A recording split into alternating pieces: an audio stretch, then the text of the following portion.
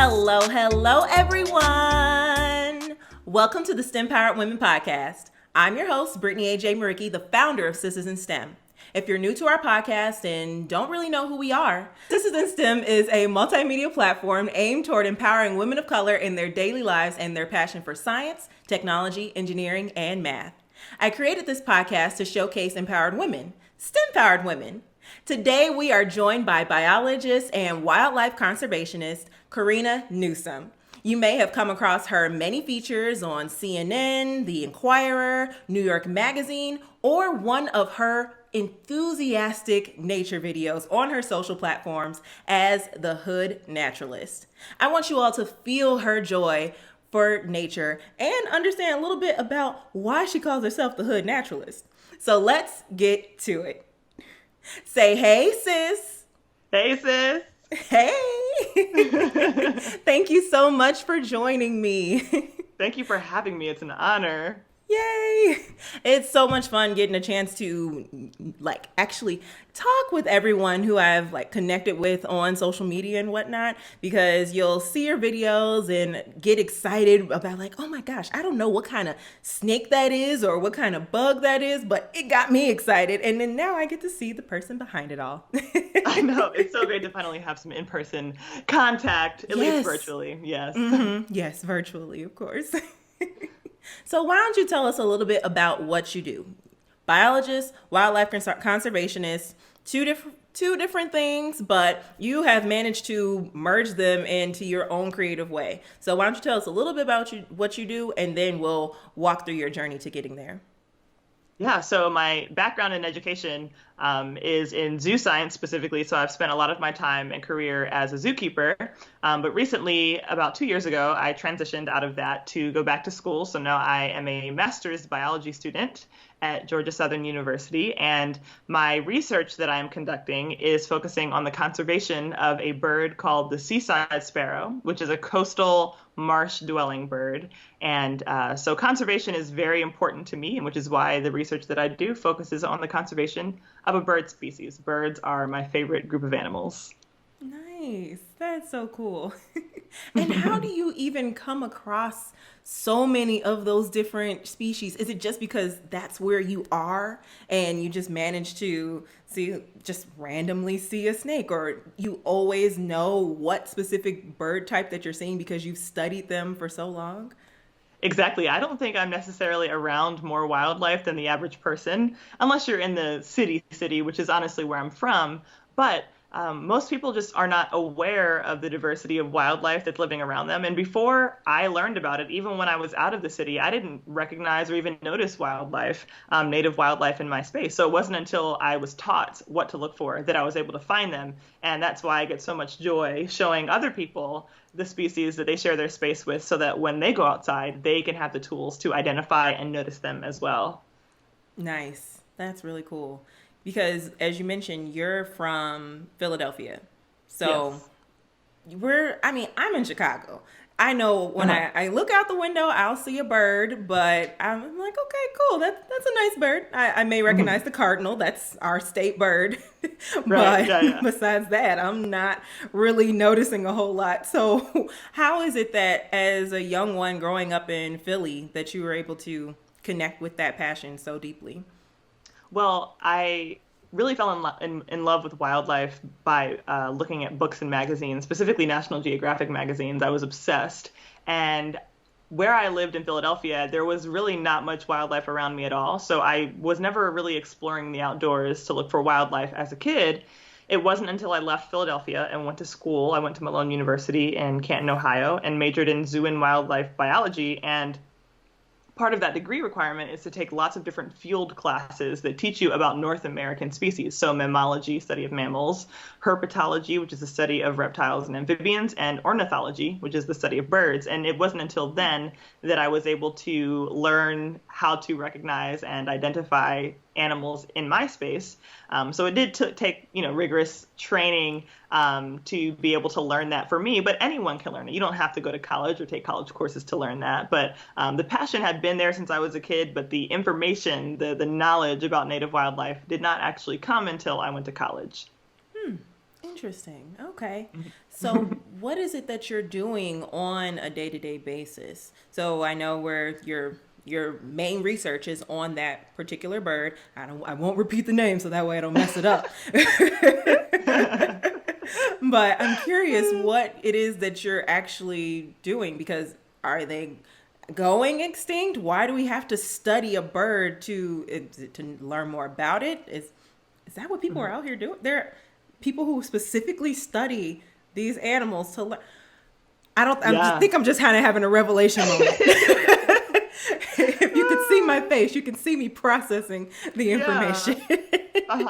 So there's like two different kinds of biology you can do. It's called basic biology, which doesn't mean it's simple. Basic biology means that you are studying an organism or an ecosystem, whatever. You're studying something to just learn about it, to know what it is. Applied biology, on the other hand, is research that focuses on basically conservation. You are learning and asking questions, answering questions for the purpose of applying that knowledge to do something for that species. And so the kind of research I'm doing is applied biology. And so the seaside sparrow, which is the species I'm studying, is it's classified as climate endangered by the National Audubon Society. And that essentially means that climate change is going to pose a threat to its ability to survive in the future. And for this particular species, sea level rise is the main threat. They live on the coast. They build their nests in the marsh grass on the coast. And sea level rise increases the height of the high tide, which poses a threat to the seaside sparrow because they build their nest in the marsh grass. And if a high tide is higher than usual, higher than they expect, their nest will get flooded. And they'll lose their offspring, which is not good. But they have a response to that. They are adapted to respond to that. So if they lose a nest to a flooding event, they will build another nest right away and build it higher in the grass so that they don't get flooded again. The problem, though, is that the higher you build your nest in the grass, the more exposed to predators you are. So they're really caught between a rock and a hard place. And so as biologists, we have to figure out, okay, what kinds of questions do we need to ask to employ wildlife management to save the species in the future. And so my research actually focuses on the nest predation side of that question, of that problem. And so what I'm trying to understand is if nest predation, the threat of nest predation, like the likelihood that your nests will get found by a predator, if that changes depending on where they are in the marsh. If you're closer to roads or if you're closer to water bodies, are you more likely to be found by a predator? And the reason why a question like that is important is because as the sea level rises, which unfortunately will also reduce the amount of marsh available to even live in, as sea level rises and creates these, smaller habitats for seaside sparrows, one thing that managers can do is to reduce the access that predators have to certain parts of the marsh. And if they know where it's most likely to happen, where nest predation happens most often, they can focus their efforts in those more sensitive areas. So that's kind of how my research ties into conservation for this species. Okay. So you're not going to interfere with how those birds operate because they're not trained, they're wild. So it's no way you can tell them based off of your research, like, hey, dude, don't build your nest over here. Like, you need to get a little bit further this way because this predator is going to get you. Or is there some way you can kind of set up little barriers that might help them navigate that way? Is that possible? So what we're actually doing is focusing on the predators, not so much on the birds. So if we know, so a lot of nest predation happens, say, within 100 meters of a road, we can prevent predators from going there. So we can keep predators from accessing that part of the marsh as opposed to trying to get seaside sparrows to nest somewhere else. So that's kind of where, in my mind, management could be most effective. Gotcha. Okay. That makes sense. So focus on what you kind of can control and just observe how nature works itself out. Exactly. Yeah. And I'm going to ask another mind-boggling moment. So obviously we're in the world of climate change and global warming, and that is what's causing the sea levels to rise, right? And it's directly affecting the species that you're focusing on. Climate change has a variety of different impacts on wildlife. So for a coastal species like the seaside sparrow, sea level rise is one of the main issues. But for some, it's the temperature. Some birds, they can't tolerate certain temperatures over a certain threshold. And so they are going to start migrating further north where it's cooler. as the temperature increases. But for some animals, it's a habitat issue, like sea level rise engulfing the marsh. So climate change has a variety of impacts on wildlife. Interesting. Okay. And that is something everyone needs to keep in mind as they're trying to be advocates for change when it comes to the global warming crisis that we're in. I do have a question about just your experience working in the field, because it's come to light right now, and this will kind of give the audience a little hint as to when we're recording this. This is Black Birders Week, which you had founded with a few other Black birders just across the nation, correct? Yes, there's a group of about 30 of us. Yeah, so wow, 30, okay. Yeah.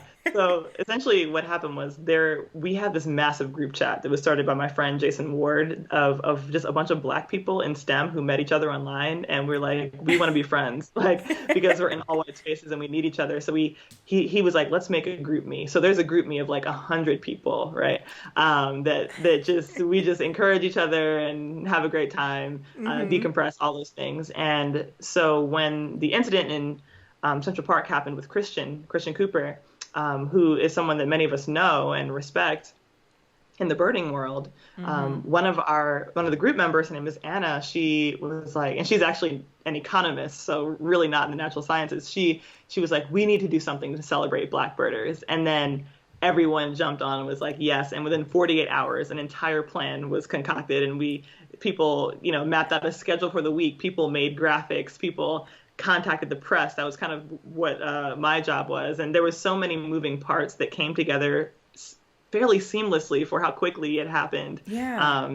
And we did it all in response to this incident, which is not isolated. And that's why we're here, because the experience that Christian had in Central Park is one that many of us have had and have often. And the root of it being, of course, white supremacy and the centering of white resources, white life, white concerns, and putting everyone else's concerns and everyone else's life kind of in the margins. And that has reflected itself in many different ways in our career. So we said, this is the time, since everyone's finally paying attention to this intersection, to this topic, we need to make sure they know that this is not an isolated incident. This is a problem, and we are going to do something about it.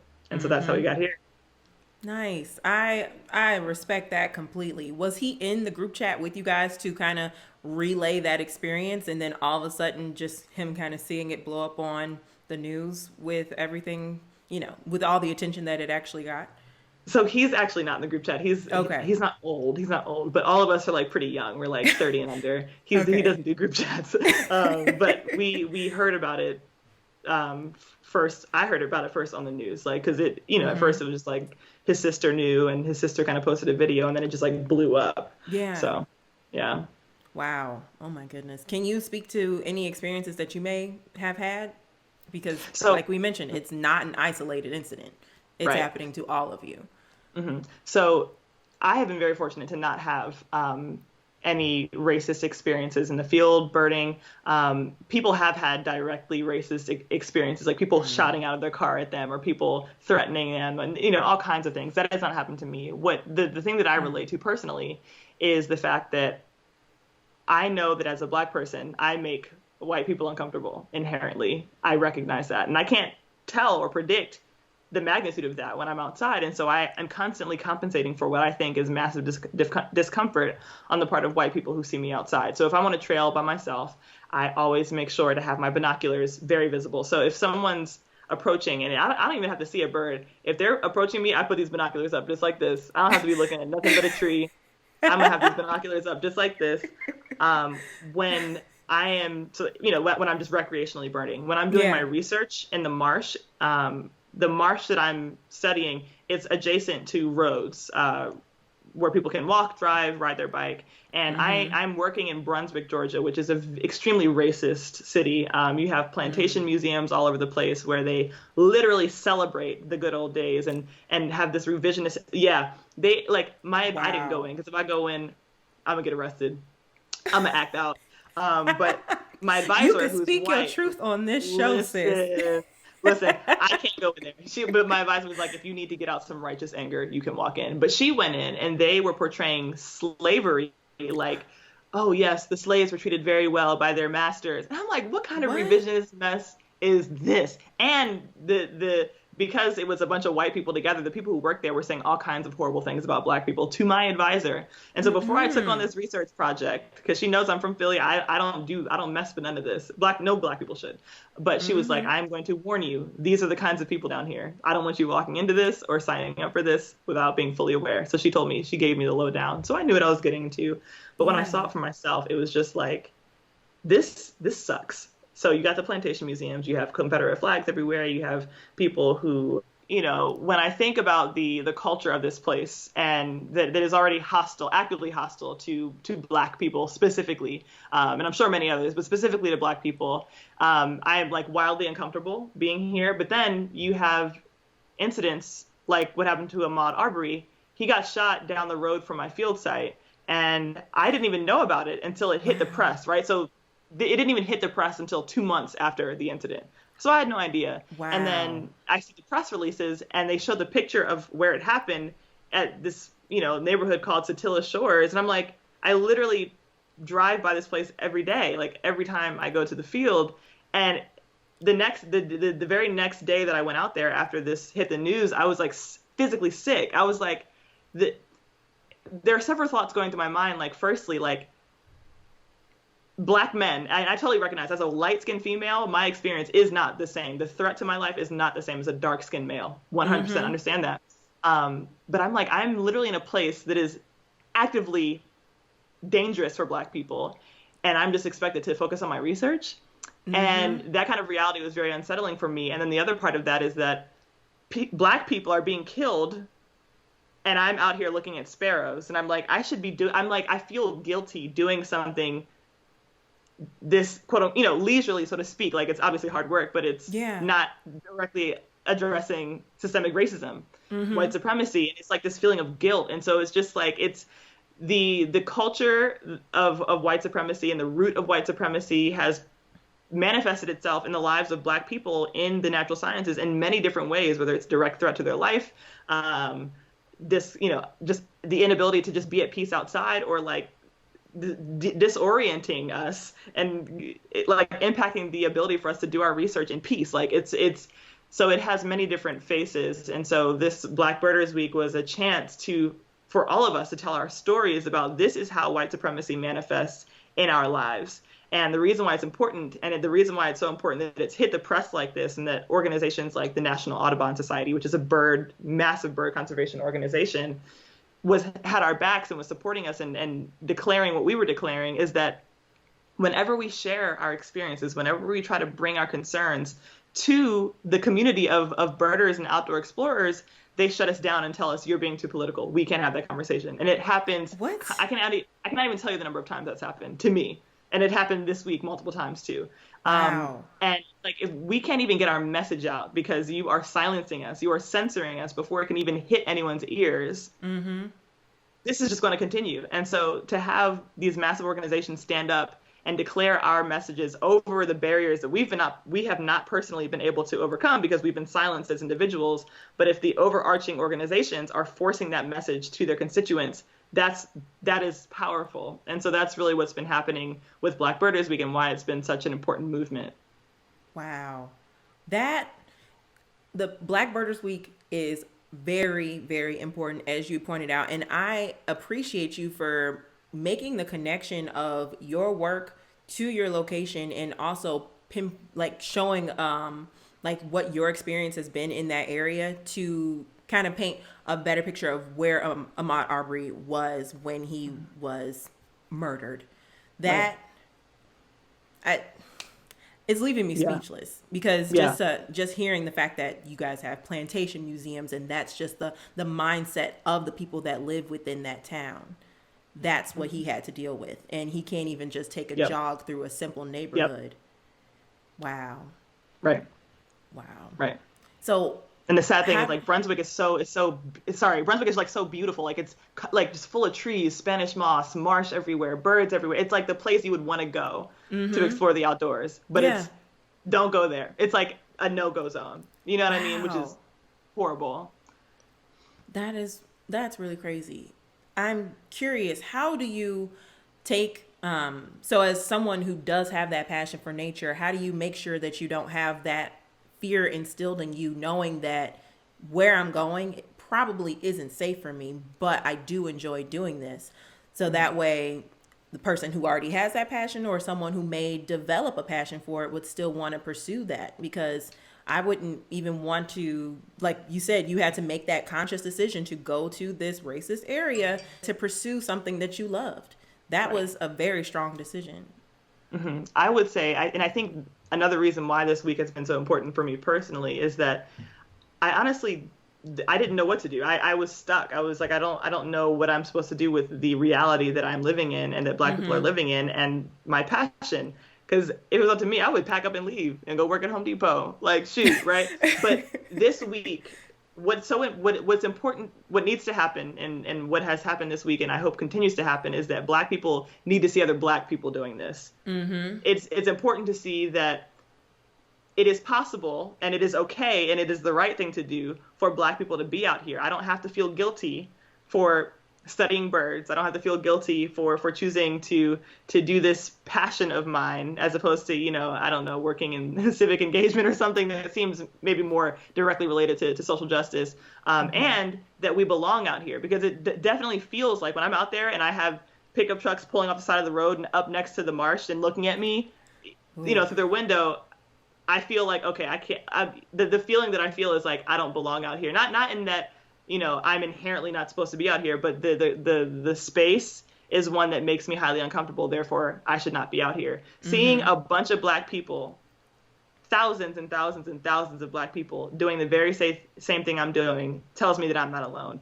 Even if I'm physically the only Black person in the space that I'm in, I'm actually not alone. And that is what has encouraged me to continue going back outside and going back and researching. And so if you're a Black person that's interested in outdoor exploration, outdoor sciences, natural sciences, it is very important that you connect with other Black people.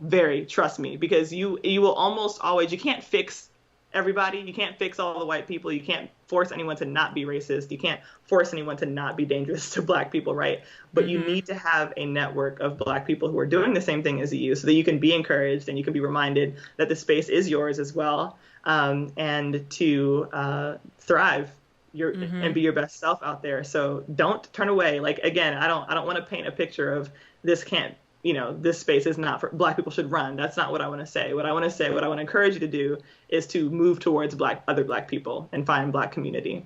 So that way you can have that, like you said, have that sense of community to help encourage this is where I belong. I'm not alone. I can do this. And I'm curious, how is the climate when it comes to women within that field as well? Because we all know STEM is a male-dominated space, and we're still trying to show, wait, we in here. That's right. So I'm curious, how many women do you come across? Because you just, the person you work with at your research facility is a woman, right? Yes, she is. My advisor is a woman. Yeah, which is huge, huge on many different fronts. She's not Black, but she is a woman.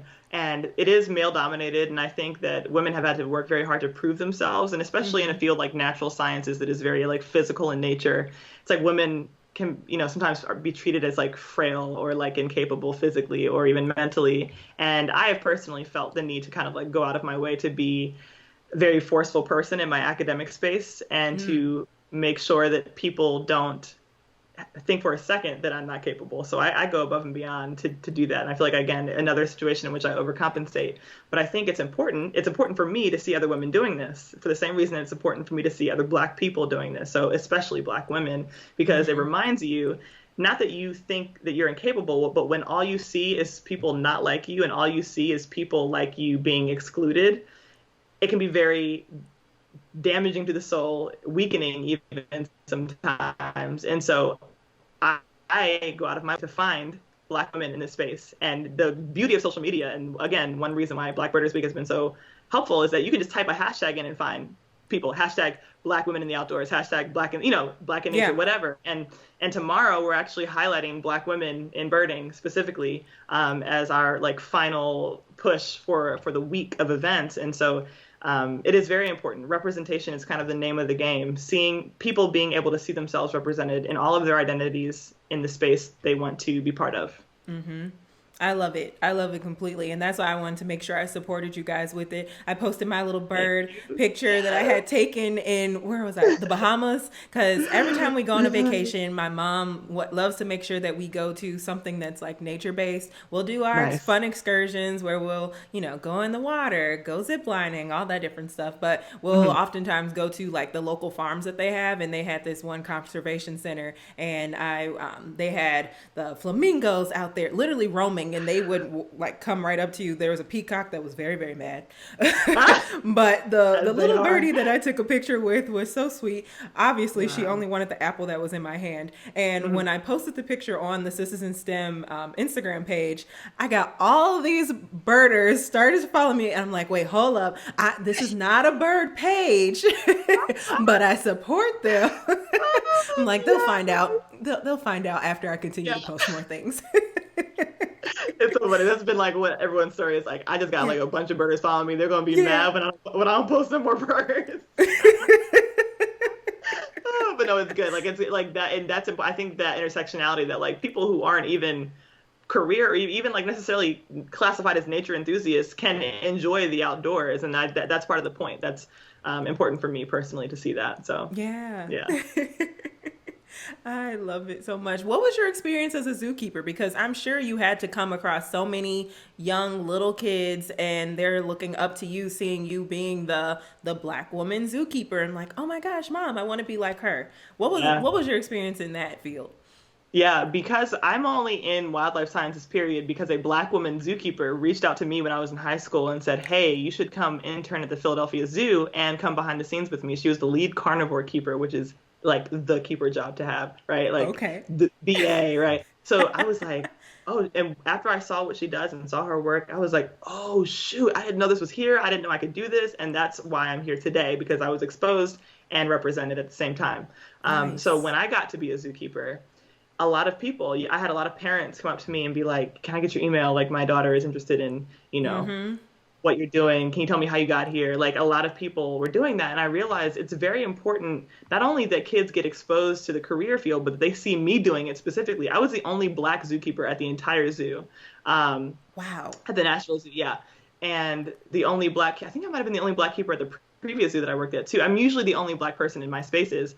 And so it was important that kids see me doing this work. And so I was able to start a formal program at the Nashville Zoo called Pathway to Animal Care Careers. And I basically like wrote a program, an educational program that reached out to Nashville City High School students, targeting, people from low-income backgrounds and people of color, kids of color. They would, write a little essay, say why they wanted to come to the zoo, and they would come and spend a day with me participating in all the keeper activities, from cleaning to making food and diets for the animals to animal training, animal shows, outreach education, all the kind of realms that I did as a keeper, as well as go behind the scenes at the veterinary hospital, at the big old kitchen called the commissary at the zoo, to see the breeding areas for endangered species, to see as many things as they could to give them both an exposure to the vast number of careers you can have in animal care and animal science, as well as to see someone like them doing it.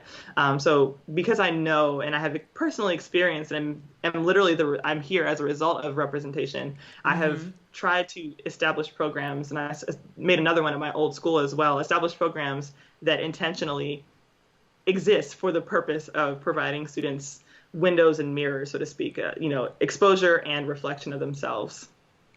Nice. That seems like a dream for any kid, because I've gone to the zoo plenty of times, but to take that back behind the scenes, backstage, like close up with the animals, that's what you all wish that we could do. Like you're just looking through the glass, and that seems like an amazing opportunity. And it's awesome that you created that for the kids.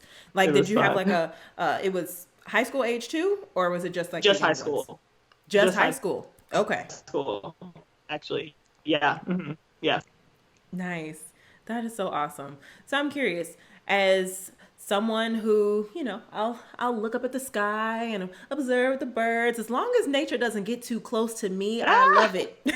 I love to look at it from afar. Sure. But I'm curious, how can people get involved if they're, whether they do already have that passion or if they have an undiscovered passion for it, how can they get involved in being a wildlife conservationist or just being a naturalist overall? I think that if you're someone who's already interested in the outdoors, but you haven't really explored it, I would encourage you to get to know the space that you're in, get to know the natural world where you live. And granted, if you are in the city, I grew up in the city, so I know what it's like to really not have access to spaces like that. But if you do have if you live in a city and you don't necessarily have access to green space, like in the immediate area where you live, look up patches of green space, little areas where there is wildlife in your region. And you can actually, this is much easier to do now than when I was a kid. You can literally just like Google. Most cities have parks or nature preserves, no matter how big or small, of some kind. And I would encourage you to travel there and just look closely. One of basically the magic of being a scientist or an explorer or anything is that no matter how close or far away you are looking at the natural world, there's always something new to see. I can be looking, have a big kind of extent view looking at, an entire forest and be like, wow, there's so many different kinds of trees, so many different kinds of birds flying around, see all this diversity. Or I can look at the bark of a tree this close and see so many insects, so many different, lichen. I can see all kinds of life teeming at any scale. And so if you're interested, there are lots of like apps and easy to access like resources to help you identify stuff. Because when you go outside, if you've never paid attention to it before, there's going to be a lot you just don't know. And it can feel daunting to learn what you're looking at. And so when it comes to birds in particular, I would encourage you to download the Audubon app, which is this really easy app. So if you see a bird, right, and it's, about this big and it has maybe a tuft of feathers on the top of its head, you can go into the app and the first question it will ask you is like, what is the overall shape of this bird? And it has like silhouettes of different kinds of birds, like different families of birds. And you select the one that kind of looks like the one you're looking at. And then it'll say, how big or select all the colors you see. It'll narrow it down for you. And then it will use your geographic location and present you with a bunch of different options of the birds that it could be. And usually by the time you've entered all that information, it's down to just a few. And that way you can say, oh, that was a northern cardinal. You know what I mean? And once you see that, I would encourage you to learn as much as you can about the northern cardinal. What does it eat? Where does it nest? What's its behavior like? And as you kind of deepen your knowledge of individual species, it's easier to look closely and kind of like ping your interest about the rest of the species that are out there. iNaturalist is another really cool app that helps you identify anything: bugs, plants, birds, mammals. You take a picture and it will pull up an ID for you. Very, very easy to use. So if you're someone interested in like recreational exploration, that is definitely what I would recommend, is getting apps, Audubon, iNaturalist, to help you identify things. If you're someone interested in a career in conservation and kind of taking like a bigger step to outdoor exploration, it's important that you kind of see what's out there, expose yourself. And it can be difficult for people who are, again, low income or from the city, and you don't have access to those kinds of spaces. So I would use your networks. Again, especially if you're Black people in the sciences like myself, I'm always ready to be a source of connection for anyone looking for it. If you need to find a marine biologist, I got you. If you need to find an ornithologist, I got you. If you're looking for a plant biologist, I got you. Volcanologist, I got you. Like, I know so many people, and a lot of Black people in these spaces know so many people. And so I would encourage you to network, email, Google. If you're interested in birds in particular or mammals, just go ahead and Google, mammal scientists, bird scientists. And if you're looking for Black people, you can go ahead and Google Black bird scientists too. And you might find, even social media is good for that. Again, hashtag, Black biologists, hashtag Black and outdoors will help you find all kinds of people. But reach out to them, network, say, hey, is it possible for me to join you? Or do you have someone I can connect with that's in my area? I can see what they do. And as you kind of expose yourself to what it really looks like to be a marine biologist, what it really looks like to be an ornithologist, you can kind of choose your path from there. But finding ways to get some experiential learning is very important. So I would encourage you to reach out to professionals, network, and find experiences wherever you can, because especially the Black scientists in this field are always looking for ways to bring more Black students. Regardless of whether or not you're interested in recreation or profession, if you're interested in profession, network. If you're interested in recreation, download those apps and start identifying stuff. It'll make life much more exciting. And that's so cool that you point those things out, because I've done all of those things. I've seen a bird and I'll go online and I'll look it up like, oh, I wonder what this is. Because funny story, the job I was previously in would have me go out into far out areas for utility purposes. And when I was on this really long road, there were some birds up ahead that just looked so large. I couldn't tell what they were. And I thought it was a chicken. I was just like, oh, somebody's chickens got out the coop. And I kept getting closer and closer. I'm like, okay, that's way bigger than a chicken. I don't know what this is. So I kept driving and driving. And by the time I got so close, they had flown away. But I saw how big the wingspan was. And all I did was I typed into Google like what I saw. And turns out it was a turkey vulture. So it was a vulture. I was literally about to say, I think you probably saw turkey vultures. Yes. That's awesome. Yeah. I thought that was so cool. I was like, oh my God, there's actual vultures here. I thought that was something that you see in the desert somewhere or on somebody's cartoon. Mm-hmm. Yep, everywhere. And thank God they are too. Cleaning up for us. Cleaning up. That's exactly that's why there was so many of them in the road, because there was, roadkill there and they were just going at it. I'm like, ooh. I had to swerve my truck around it so I wouldn't run over whatever they were picking at. I thought that was so crazy. And then another funny thing is, I don't know if you listen to the Jhené Aiko new album, and she has that song called Morning Doves. I haven't. I have to find it now. Okay. She has the song and she mimics how the birds sing. And she was like, ooh, ooh, ooh, ooh. And then she took a sample of them doing their ooh, ooh, ooh, ooh, ooh. I was like, that's what I've been hearing my whole life.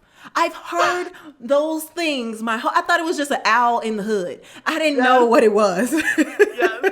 That is, first of all, I am so hyped that Jhené Aiko was using Morning Doves in her song. Yeah. And it's funny because I have had people many times, so many text messages, voice messages, Corina, this is what I'm hearing. And ooh, ooh, ooh. Is that an owl? And I'm like, nope, that's a morning dove. They sound like owl. That's a morning dove. Oh, I love it. I love it.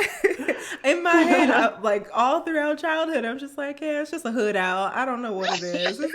I've never seen it. I just always hear it, and it's around like spring, summertime. And then I looked up all the information about it. Like, this is the sound that they make when they're trying to mate. And that blew my mind, because I didn't realize that that's what I've been hearing my whole life. No one expects it. No one expects the morning dove. Yeah. And I even watched a TV show, and I heard them in the background of that TV show. And I realized, I'm like, so they're recording around this time because it's mating season for those birds. So if you pay attention, birds are, they make so many different connections to just the simple things in life. They really do. It's a joy. They bring lots of joy. Yeah. You were pointing out different things that people can do, if they have that interest.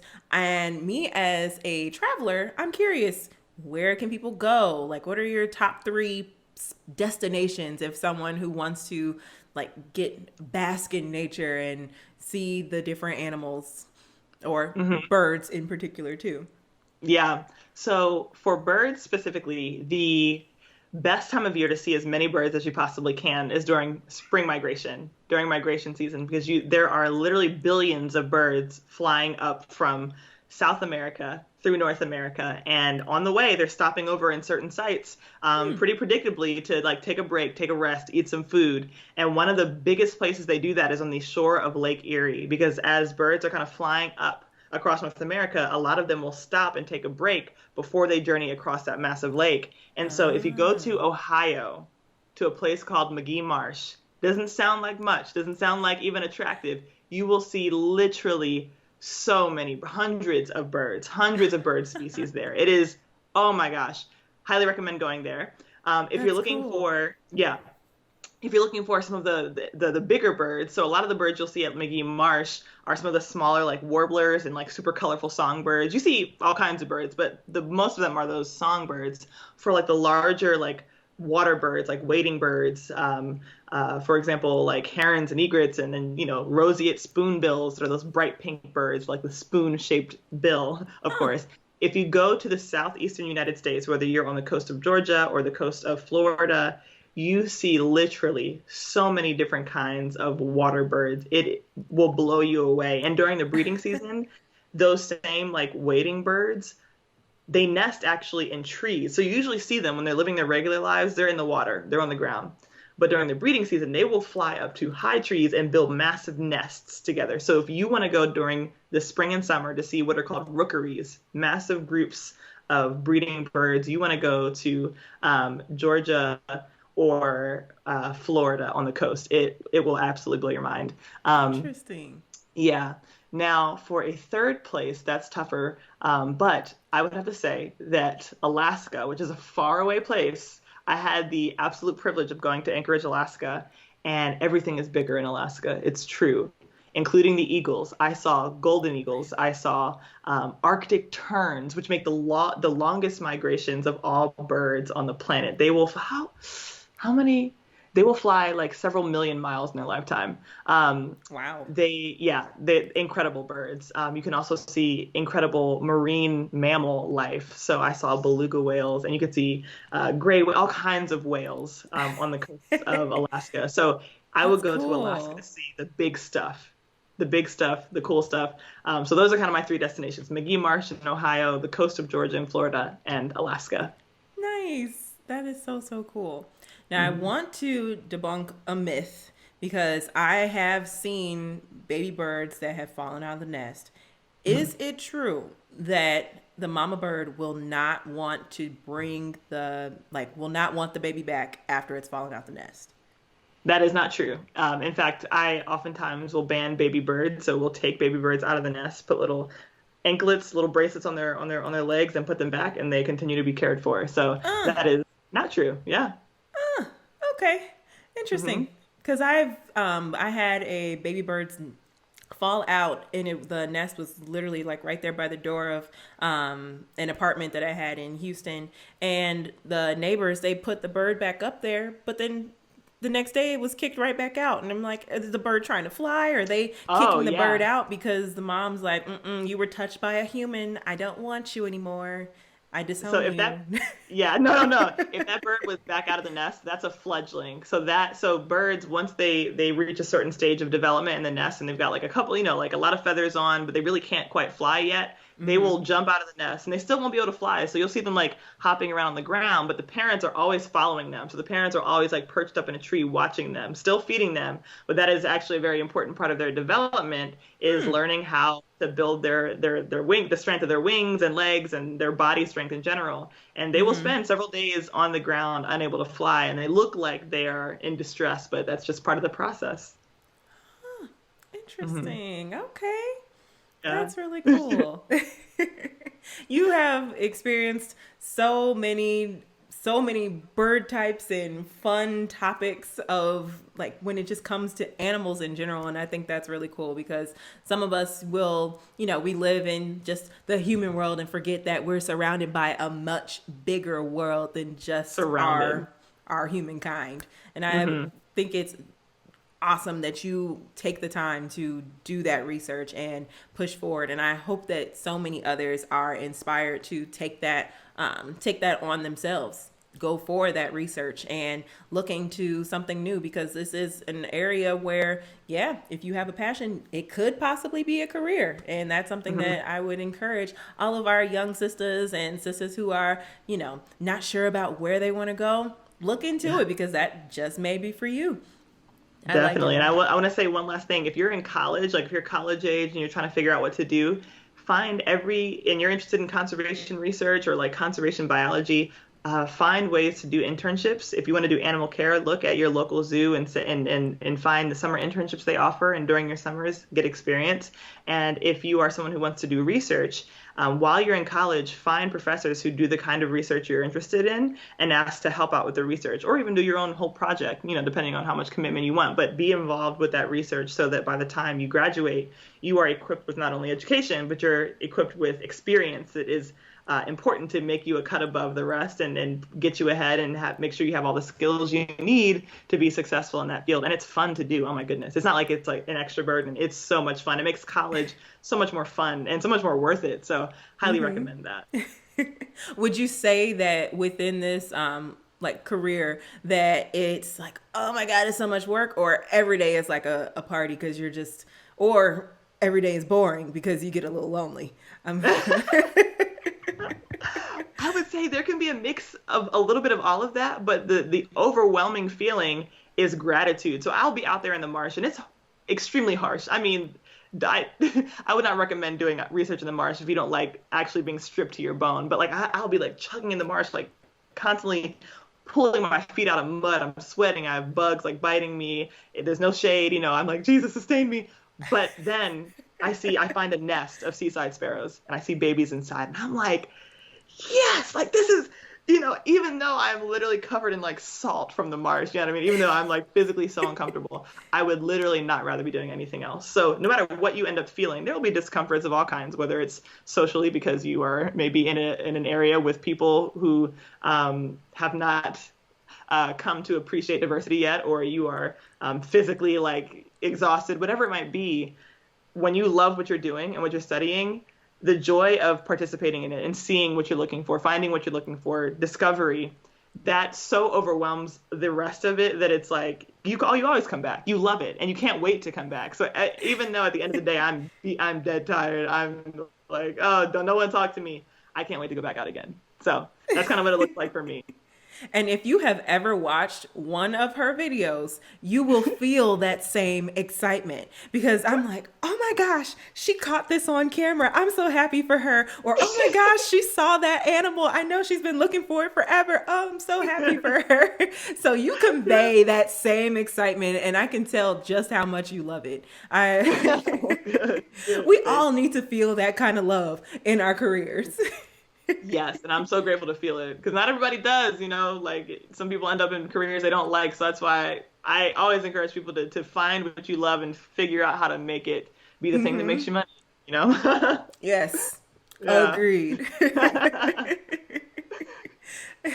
Well, I want to thank you so much again for joining me. It was a pleasure chit-chatting with you and getting to learn a little bit more about what you do. I know we got a little heavy, but I'm glad we were able to bring it back to a happier note, because we're in such a critical time right now. So I'm glad you were able to shed a light on what your experience was.